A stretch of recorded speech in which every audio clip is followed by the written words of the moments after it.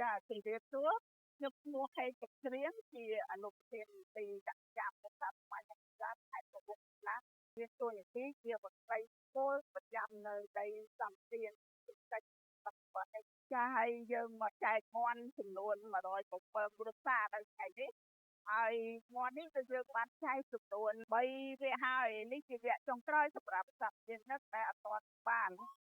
យើងចែកទាំងមន់ទាំងចំណីអញ្ចឹងចំណីរោមន់មានគ្រួសារយើងទទួលបាន5គីឡូហើយមន់ចំនួន30ក្បាលចាដើម្បីផ្ដល់ជូនទៅតាមជានិក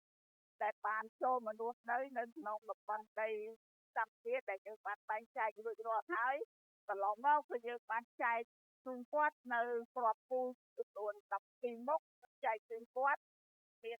សម្ភារៈកសិកម្មមួយចំនួនទៀតដូចជាចបក្បិតឆៅរនាស់ប៉ែលសម្រាប់បម្រើឲ្យការងារកសិកម្មពីទូទៅឥឡូវនេះគឺយើងបានផ្ដល់នៅផ្ទះចំណាច់ជូនគាត់បន្ថែមទៀតចំនួនមួយគ្រួសារមួយខ្នងចាយើងសោះបានចំនួន64ខ្នងហើយតែកាច់តបានចូលរស់នៅដំបូងហើយគាត់បានធ្វើការដាប់ដុះទទួលបានប្រមូលផលបានបដាបដាឲ្យគ្រួសារខ្លះគឺគាត់មានចំណូលពីបន្លែបានហើយចាឥឡូវនេះផ្ទះសំណាញ់យើងកំពុងតែតាមដល់បន្តទៀតឲ្យគ្រប់ចំនួន240គ្រួសារដែលបាននៅក្នុងនៃសម្ពាធបច្ចុប្បន្ននេះ